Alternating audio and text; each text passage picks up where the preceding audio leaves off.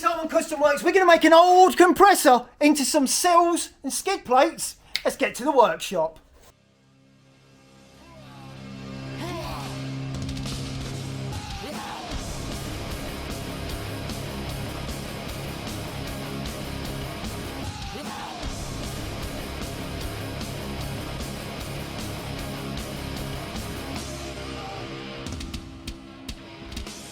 This time on Custom Works, we're going to be looking underneath Dualatron. God knows what's going on under there. It's very fragile and it scrapes the road. We need to make that better. And when we're looking under the 60s truck, that also scrapes on the road and needs to be made a lot stronger underneath. And while we're looking at the 60s truck, because it's there on the ramp. Let's get to the workshop. So under Dualatron, the sills on this car are just shocking. If we take a look down here, this is the original sill, and then this bit, I know I've like boarded it out, then come down here to a piece of 3x2. Now a lot of that had rotted away, and really this was just flapping in the wind. So I cleaned out all the rotten wood, I foamed it to hold it still, and I fiberglassed in here. Now, my next thing, I'm going to get this piece of angled steel, I'm going to mount it into there. I'm going to tech screw it and bond it to the sill along here, and then hopefully it will come across here and hang down a bit, and then I'm going to make a steel sill that runs the length of the car. So when it's driving along, it really can scrape the road and it will be okay. But when you look along here, see how bent this is? It's just so bent, like people must have been jacking this off the sill and everything. But once the steel's down here to form the inner sill, I can put a new outer sill just here and run it the length. And what my plan is that I'll do that, I'll bring that to there, then I'll bring a trim all the way down there, and then between this point and there, I'm going to make a whole new panel the length of the car. So basically I'm rebuilding the bottom of the car. But the first thing is just to get that foundation right and to get that in there, get that on there, and then it's all a bit stronger. But first there's bits like this which I've got to cut out, and there's a big lump inside there which I did glass over, but I've got to cut that out as well, just so we get a clean run front to back. And what am I going to make those sills out of? Now I need a nice gently curved piece of steel, but I bought a new compressor, a lovely screw compressor, which delivers so much better power. It's just a lot quieter. But now I've got this compressor and another one just burning a hole in my imagination. So I'm thinking this, if I plasma cut this into strips, that's going to form my sills. That's my thinking at this point anyway. I'm not cutting it and seeing how rusty it is yet, but I'm sure I could clean it up, and it's going to be super strong because it's pretty thick.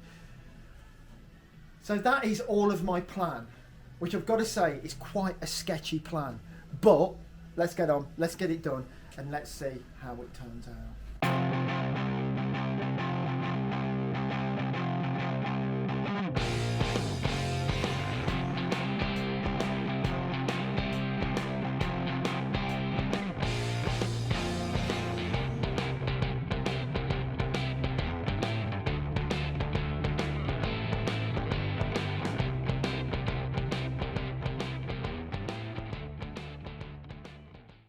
So it's pretty damn heavy. What I need to do, I'm going to jack it into place with some these things that hold plasterboard ceilings, and then I'm going to mark it out for all the holes I want to drill to get into the actual sill of the car, stuff like that.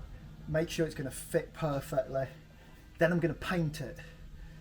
Then we'll bond it in, because don't forget, if I just glue that in, you cannot glue just to bare steel. The steel will rust and the glue will come off. Okay, and so that's into position now, and what I'm going to do, I'm going to drill all the way along there and then tech screw that to the original sill. I'll be bonding it as well when I finally do it. So I'm going to get that down, do some drilling. We have the piece of steel here. I've drilled all the holes and I've painted it so it doesn't rust. Now with the paint as well, don't just whip over stuff like this, like, oh, stop it rusting. I've sanded this with 40 grit, got it nice and roughed up, then I've etch primed it, then gone over it with the black. You know, if you don't do those things, all you're doing is putting glue onto paint, the paint's going to peel off and then the glue's no good.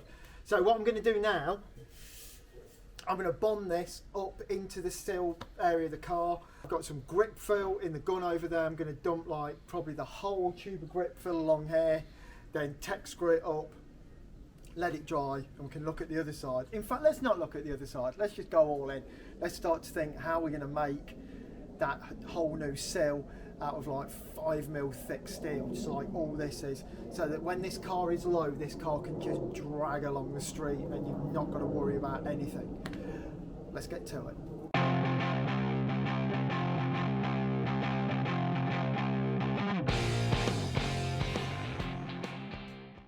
Okay, so that is all glued up. So what I'm going to do now, I'm going to lift it into position, then jack it up into place and get them tech screws in.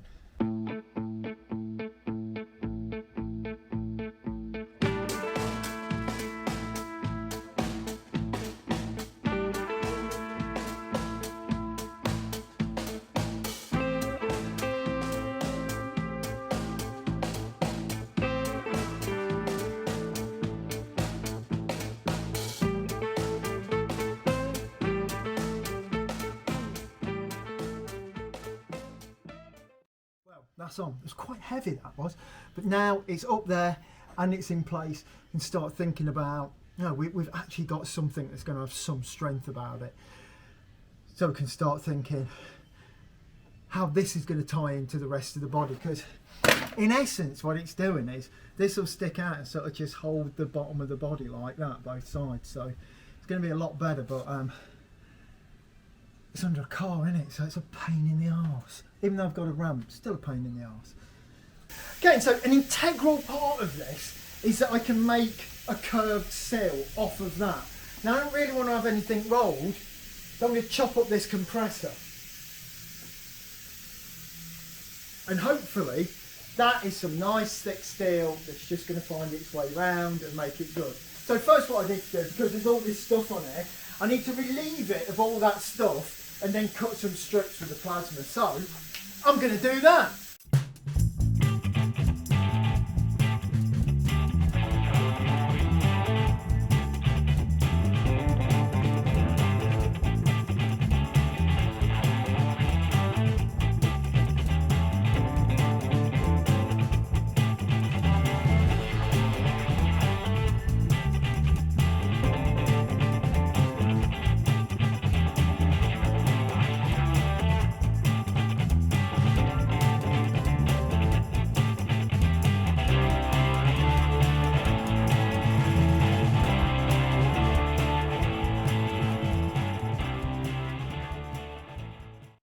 So after all that cutting, really weren't all that much cutting, you know, plasma cutter, we have this piece of, quite rusty on the back, but I think salvageable, piece of really hard steel. So I'm going to offer it up now and see, is my crazy idea going to work, that I'm going to make these really hefty sills? Let's see.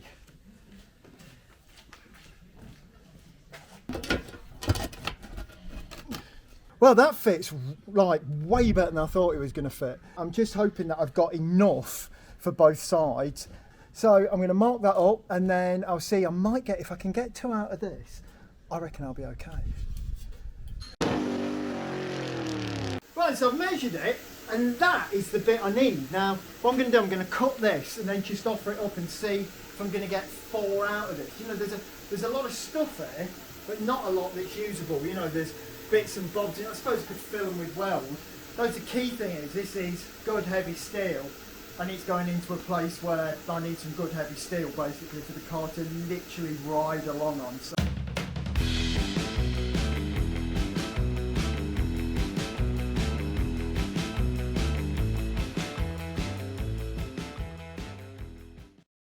So that is looking really good, and from the other side it's even better. So from here, when that goes in, now we can weld along here and we've got this lovely sill, inner sill to the floor, but we need 4 of these. So let's have a measure up.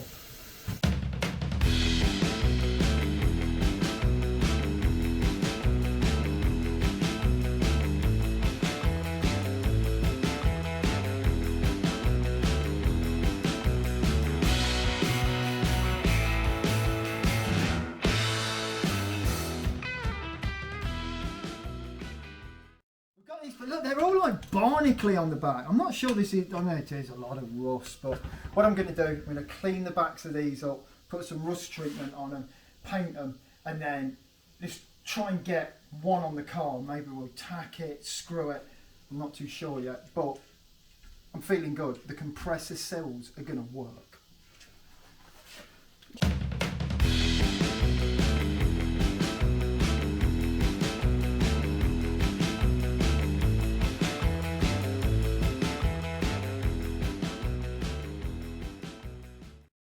Them all. They're looking pretty good. They're a little bit scabby. I think it's got some sort of coating on it.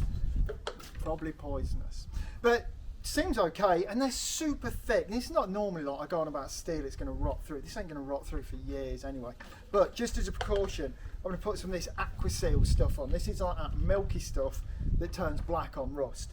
So a bit of that on the back should keep these good and solid for a long, long time to come. Solid!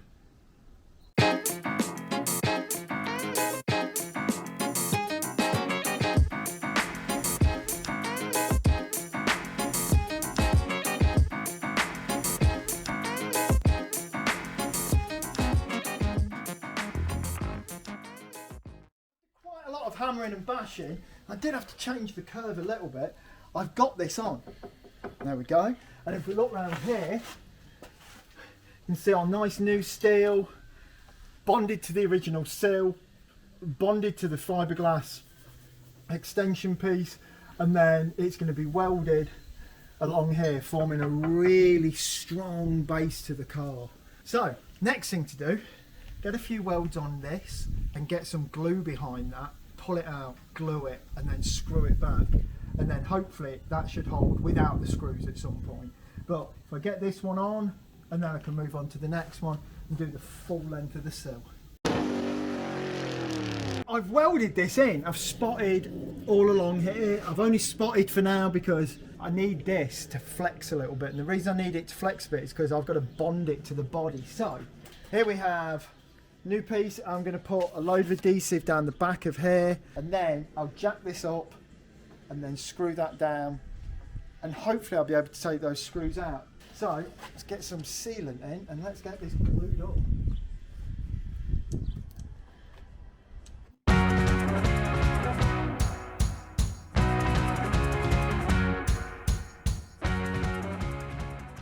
Okay, so all that adhesive's in. I'm going to use this jack now just to push that up. We're getting a lot of good splurge there. I'm saying this is just a 5 on the splurgeometer. Oh yeah. So get some tech screws in there, and tomorrow this will be rock solid. And now all I've got to do is do this all the way along this side, all the way along the other side, and this car will be just so much more rigid. It's just so much more rigid. This whole thing is just flapping in the wind essentially, but this has sorted it out.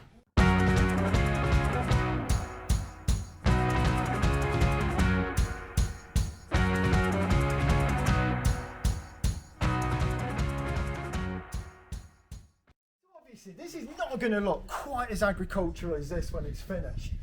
I will be using some, let's say, artistic flair to cloak all of this. But what I really want to do, I want to come off of this, I want to come straight down here to a trim, and it gets this really ripply part of the car straight as a die in like a day, rather than like a whole week of blocking that's only going to crack and all fall out.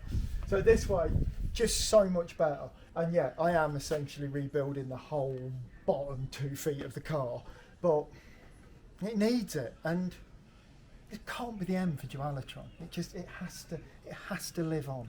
So I think I'm doing the right thing. I said I think. We've got a lot of this sill in. Yeah, The bolts go up and down, but all of these will be removed in the end. We're just bonding this. What I'll probably do is I'll probably re-drill and rivet these, but I needed the tech screw just to pull it up to get that splurge of the glue, just so we got a proper bond. But that is looking a hell of a lot stronger. Let's have a look at the other side. Well, thankfully, a similar picture. Now, none of this is welded, but it's all bonded. Like I say, all these tech screws will come out, but I just needed that, like I say, just to pull it together. We'll get all those out at some point. And then underneath, now for some reason, because this is a one-off car and not everything is the same both sides, we had to put a piece of flat in just here. So we put this piece of flat plate in and then brought the sill up because we couldn't get the right curve on the sill. But that little bit of flat sorted everything out. And we can see in here just how tidy all of this looks. You know, it's fixed up there to the original sill. It's just a nice chunk of steel for this car just to slide along the road on.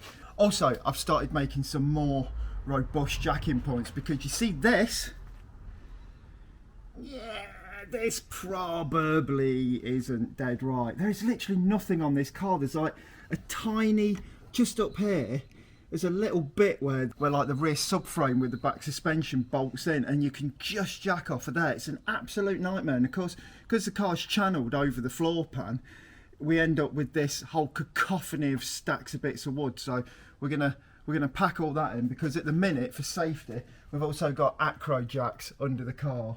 But that's all for another week.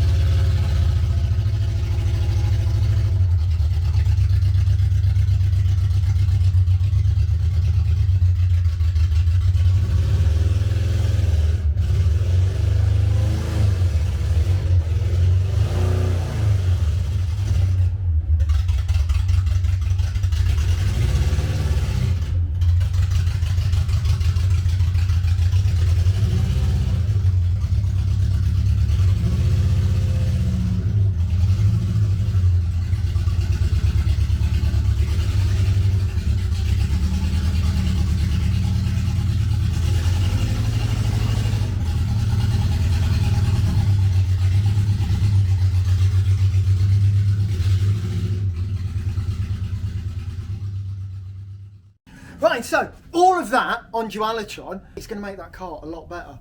And also, we've done it to the 60s truck. Now, we did some of this a while ago, and we built like a 2x2 frame. But now, we've plated over the 2x2 frame to give us these just massively industrial running boards. And now we can jack the car up off of any part on here at all. There's no deflection, no nothing. This is all welded into the chassis, sweeps out. And this is why we'll be able to get such a really tight ride height, because this, as long as it's not catching, then you're good. And you should be able to drag this in the road, make sparks, do whatever you want. It's going to be awesome. And of course, it's made the car a lot stiffer and better. But that's not all we've done, because we've done a bit at the front as well. So then, at the front, we've welded lots of steel into the front, and then we've welded that to this piece of 4" by 4" 100mm box section into here, and this is seriously strong. And what we're going to do is, off of this, we're going to pull the skid plate from there, weld it to there, come straight out here, and what I'm going to do is get all this lined up, get all this about finished, and then I'm just going to run around with the plasma cutter and then clean that off. And then the front of this truck can sit on the floor, drag on the floor, do whatever it wants. It's never going to get damaged. And also, this bar really gives us a lot of strength in the front, and the bar as well, to connect the bar to this, the bar's encased in foam, and that holds all that together. So it really is super strong, and it should be able to drag down the road. Don't forget, you can't build a fiberglass car and expect you're going to drag it down the road, because there'll be no car left. So these things have got to be done. And I'd recommend it on a steel car as well. Just protect that sort of lower few inches of the car, just for when you're going really low and slow. Another thing we've been working on a lot is getting these wheel arches so that no water will escape, because through there, well, that's engine bay. At the front, that's the pop-up headlights. So we've been fitting these sheets of dye bonding and then bonding them in with the Instastick drywall adhesive. Now, in the past, I've always gone over this stuff with fiberglass, but in this case I'm not. I'm just going to paint it black, because when we were taking Dualatron apart, there was so much steel from 15 years ago. That's just rotted away, that's gone. There's so, you know, bits of wood rotted away. The one thing in that car that was the same as the day it went in is the foam. If no light gets on that sort of foam, it will last literally forever. It's one of them things like, even once the earth has exploded, bits of foam will float through space. So yeah, that's all screwed into place, and then I've just gone round it to seal it in. And you know, to my mind, under a wheel arch, it's not a show. It sort of is a show car. It's not that kind of show car. You know, you'll never see it. That's good enough, and it will stop all the water sort of splashing around. So have a look at the other side, at a bit that I've done and trimmed back. So on this side, you can see, look, we've trimmed it back. This is actually steel just here, because we could weld it on. And you can just see, this is the, you know, the framework and everything that holds these running boards there. And you can just see, you know, just how strong this stuff is. Well, you can see it anyway, because it's holding the car up. So it'll take the full weight of the car on the bottom. But yeah, once it's all sort of trimmed back and blacked over, it all looks great. So I think that's what I'll do on this. I'll just trim it all back, black it over, and it's going to look really good. Also, do you remember these air vents? These air vents are what's going to cool the car. But you can't just have that going in there, because it'll just blow into the wheel well. But in here, so what I've done in here is where the two pipes come in here, I've made this that catches them both into this tube, and then we put that over there, that will go into there, and it will blow that air all directly into where the radiator is. We're also going to have like a fan to pull air into there through this as well. And it's only a low compression diesel engine in this, so we should be okay. They're not the sort of thing that overheats. That should all go good, but all this boxing in here, which is very complicated, has all got to wait, because we need a new steering box. And why do we need a new steering box? Because it's a London taxi, and they always need a new steering box, because you put the fluid in there and it runs out here, and you can probably go out for a drive for about 25 minutes, then your power steering gets all lumpy and then it's gone. So what we'll do, we'll change this, and then we'll make like a removable panel just there that can stick on. But it's really, really coming on good. The 60s truck is looking great, and once we've got this whole underside blacked, sorted, wired, everything in, then we can start doing the prep for the paint. Okay then, that's all we've got time for. Battery's going to run out on the camera. Don't forget, do all those things. Click, subscribe, all of that. Share, love heart, bell end, all of that. I thank you very much. Good night.